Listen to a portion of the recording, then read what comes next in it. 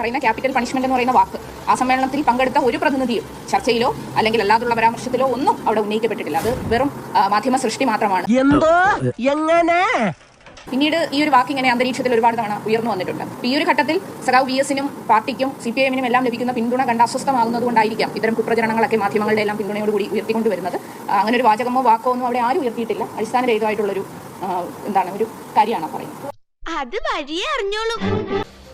സുരേഷ് കുറുപ്പിനെ അറിയാവുന്ന ഒരാളും സുരേഷ് കുറുപ്പ് സത്യവിരുദ്ധമായ ഒരു പ്രസ്താവന പ്രത്യേകിച്ചും VS അച്യുതാനന്ദനുമായി ബന്ധപ്പെട്ട കാര്യത്തിൽ അതുമല്ല ഏതെങ്കിലും വിഷയത്തിൽ സുരേഷ് കുറുപ്പ് തൻ്റെ രാഷ്ട്രീയ ജീവിതത്തിൽ ഇന്നേ വരെ സത്യവിരുദ്ധമായ ഒരു പ്രസ്താവന നടത്തിയിട്ടുള്ളതായി അദ്ദേഹത്തിൻ്റെ ഏറ്റവും കടുത്ത ശത്രുക്കൾ പോലും ആരോപിക്കും എന്ന് തോന്നുന്നില്ല. അതുകൊണ്ട് തന്നെ അദ്ദേഹം ഇന്ന് ആലപ്പുഴ സമ്മേളനത്തിൽ അങ്ങനെ ഒരു പ്രസ്താവന ഒരു പെൺകുട്ടിയുടെ ഭാഗത്തു നിന്നുണ്ടായി എന്ന് പറയുമ്പോൾ കേരളത്തിലെ പൊതുസമൂഹമോ കേരളത്തിലെ രാഷ്ട്രീയ വിദ്യാർത്ഥികളോ രാഷ്ട്രീയ നിരീക്ഷകരോ ആരെങ്കിലും അതിനെ അവിശ്വസിക്കും എന്ന് ഞാൻ കരുതുന്നില്ല. വ്യക്തിപരമായുള്ള ബോധ്യത്തിൽ നിന്ന് എനിക്ക് ഉറപ്പിച്ചു പറയാൻ പറ്റും, ആലപ്പുഴ സമ്മേളനത്തിൽ ശ്രീമതി ചിന്താ ജെറോം വ്യക്തമായും ഈ പ്രസ്താവന CS-നെ സംബന്ധമായി നടത്തിയതാണെന്നുള്ള കാര്യത്തിൽ ഒരു തർക്കവുമില്ലാതെ പൂർണ്ണമായ ബോധ്യത്തോടുകൂടി എനിക്ക് പറയാൻ കഴിയും.